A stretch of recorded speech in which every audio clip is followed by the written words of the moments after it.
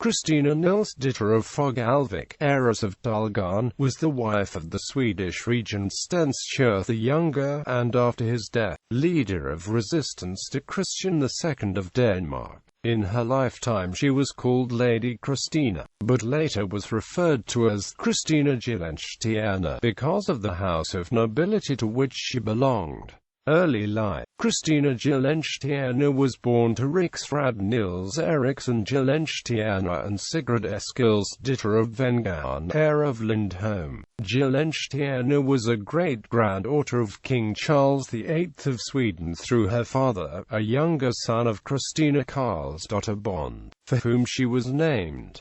She was from a family of Danish origin. Her grandfather Erik Eriksson of Demitz was Danish but became acquainted with Sweden, because the two realms were united in the Kalmar Union. When Sweden and Denmark began to fight over control of the Union, Erik allied with the Swedish claimant, Charles VIII. As reward, Charles's daughter, the heir of Fogelvik, was married to him and he ultimately became the High Steward of Charles's court. Through her mother, Christina was the half-sister of Cecilia Mansdotter of Ecke, mother of the future King Gustav I. Through her mother's other marriage, her father was Nils Eriksson, Lord of Tullgarn. Her family belonged to the highest Swedish nobility of this regency era. Christina was first engaged to Nils Gade, governor of Kalmar and Like, but the marriage never took place due to his death. She married the nephew of her former betrothed, Sten Sture the Younger, son of Svante, the regent of Sweden, in Stockholm 16 November 1511. She had 5 children during her marriage: Nils in 1512, Ileana in 1514, Magdalena 1516, Svante 1517 and Anna 1518, and a son after the death of her spouse, who died age 1.5. She had 2 sons from her first marriage, Nils and Svante Sten Sture. After the death of her father-in-law Regent Svante in 1512, 1 year after her marriage, Sten Sture was elected regent of Sweden. During this period, Sweden was formally a part of the Kalmar Union of Denmark, Norway and Sweden, where the Danish monarch were habitually elected king of all 3 kingdoms. This created an opposition in Sweden to the Danish dominance within the Union, and during most of the second half of the 15th century, Sweden was governed almost continuously by regents.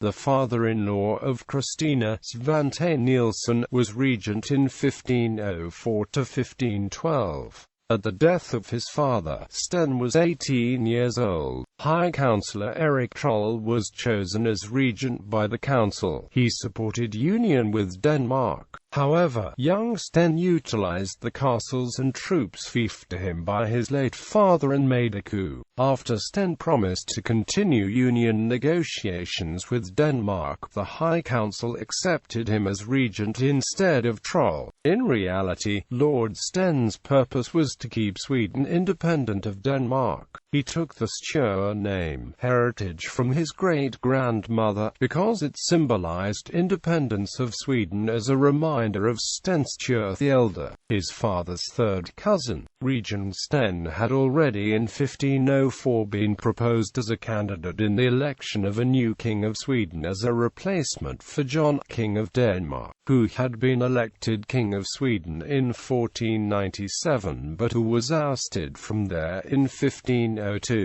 Upon the death of John in 1513, it was again proposed to elect Regent Sten as King of Sweden rather than the son of John, Christian II of Denmark. And Sten was making preparations to arrange an election, including seeking support for it from the Pope. It is considered likely that Christina acted as political advisor to her spouse and participated in state affairs, given her later role. In reality, Sten and Christina already functioned as King and Queen of Sweden. By 1519, Peder Manson, Bishop of Västerås, expressed his surprise that Sten had not yet been crowned, and in the contemporary Stockholm Chronicle, Christina is referred to as our gracious princess. Danish invasion. A conflict arose between Regent Sten and Archbishop Gustav Trolle, son of Erik Trolle. The archbishop claimed more autonomy for the church. Regent Sten had the archbishop deposed and imprisoned in 1517. Finally, Christian II started an invasion of Sweden. Regent Sten was mortally wounded at the Battle of Bogesund on 19 January 1520.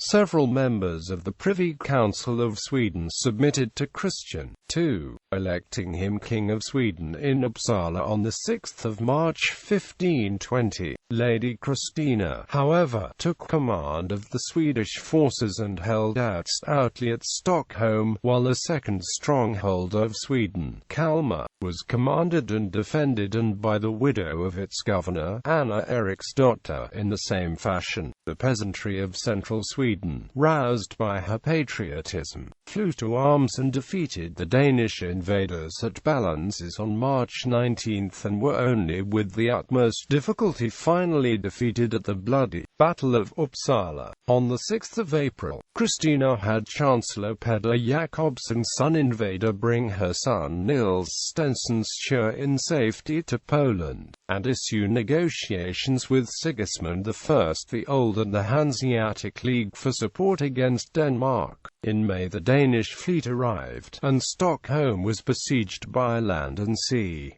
But Gyllenstierna resisted valiantly for 4 months longer. She surrendered on September 7 after great starvation and suffering in the city. She took care to exact beforehand an amnesty of the most explicit and absolute character for all acts of resistance to Denmark. King Christian promised that everything from the past will be forgotten, that she would be granted the fief of Vasius in Finland, and that neither she nor her family would be punished.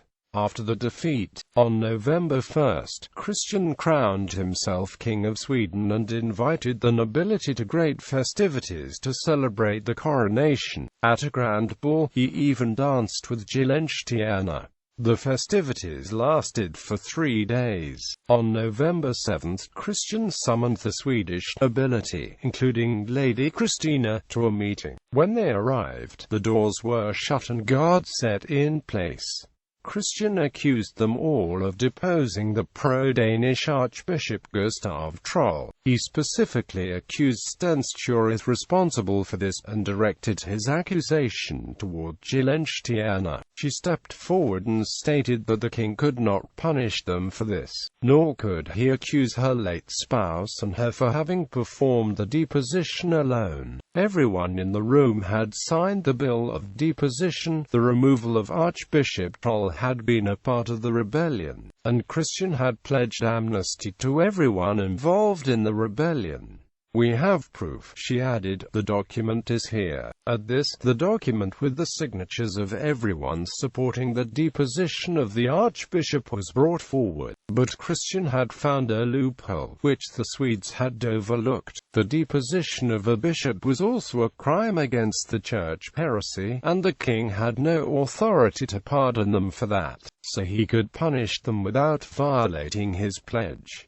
Christian then took his revenge, known as the Stockholm Bloodbath. Christina's brother Erik Nilsson, Lord of Tullgarn, was executed by beheading, as were many other Swedish magnates. Gyllenstierna inherited Tullgarn, little benefit as it then did her. Her husband's remains were exhumed and burned publicly at the stake as a heretic. Gyllenstierna was declared a great traitor and rebel, and as such King Christian called upon her and publicly asked her to choose. Which did she prefer, to be burned at the stake or to be buried alive? Confronted with this choice, she was unable to reply and fainted with horror. After this, Christian was advised to spare her life.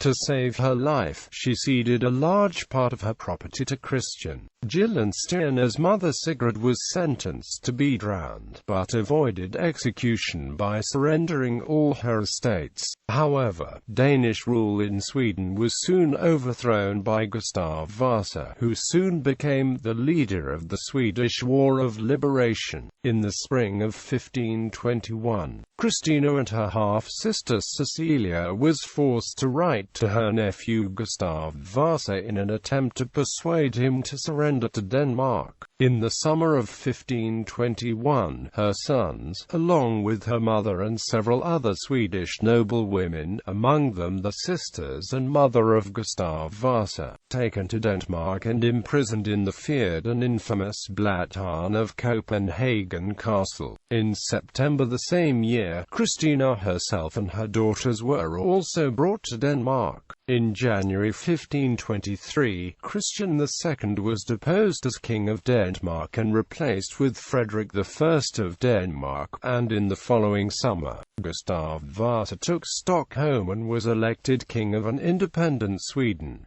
Christina were apparently imprisoned in Kalundborg at some point. In the summer of 1523, Gustav applied for her release to Frederick I through the Hanseatic League. At that point, Christina was in Roskilde, where she reconciled with Bishop Gustav Trolle. In January 1524, Denmark agreed to release the Swedish hostages. Christina Gyllenstierna was released and confirmed to have been in Sweden the 28th of January the same year. In Linköping, she reconciled with her former political advisory Bishop Hans Brask. Later life. In the summer of 1524, there were rumors of a marriage between Christina Gyllenstierna and Søren Norby, Grand Admiral of Denmark and a follower of Christian II. These plans were regarded with great suspicion and anxiety from both the Danish and the Swedish monarchs.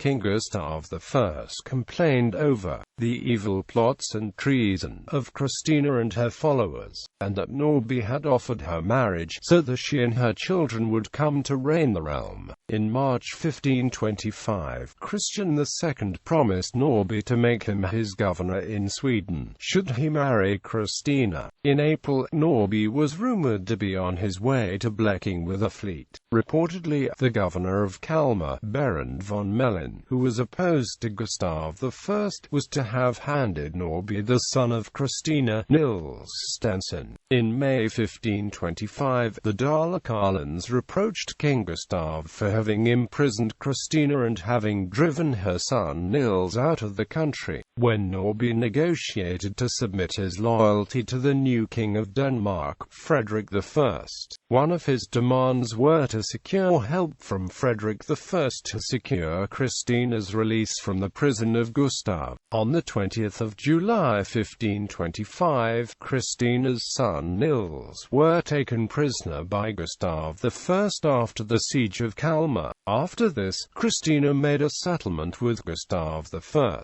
In a letter from Vadstena on the 29th of December, she denied ever having contemplated a marriage with Søren Norby. In November 1525, King Gustav I stated that Christina Gyllenstierna was to marry his cousin Johan Truedson, Lord of Falun, Riksråd and Governor of Nyköping. The marriage took place in the Christmas of 1526.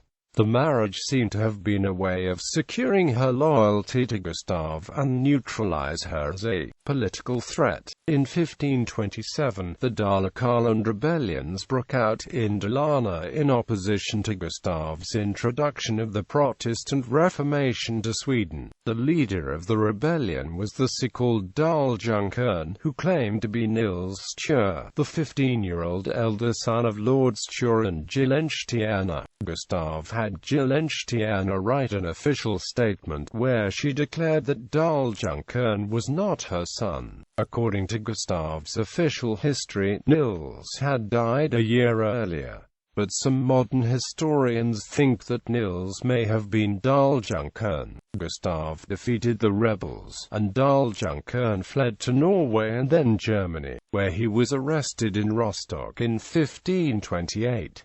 In order to have the Daljunkern executed, Gustav I had Christina write a statement in which she stated that of all the sons she had with Regent Sten, the only son alive was Svante. During the Westrogothian rebellion in 1529, Christina was made to negotiate with her rebellious brother-in-law Johan Truedson. Gyllenstierna was briefly made responsible for the court of the royal children between between the death of Queen Margaret Lejon Havud in 1551 and the king's marriage to Queen Katarina Stenbock in 1552. Christina Gyllenstierna had two sons from her first marriage, Nils and Svante Sten Sture. From her second marriage, she had a son, Gustaf Johansson. Erik XIV made Svante Count of Västervik and Stegerholm, and at the same time made Gustaf Count of Enköping. Most of Sweden's highest nobility is descended from Gyllenstierna through daughters of these two counts. Her distant direct descendant, Sibylla of Saxe-Coburg-Gotha, married Prince Gustaf Adolf, and with Sibylla's son, King Carl XVI Gustaf of Sweden. Gyllenstierna's blood returned to the Swedish throne.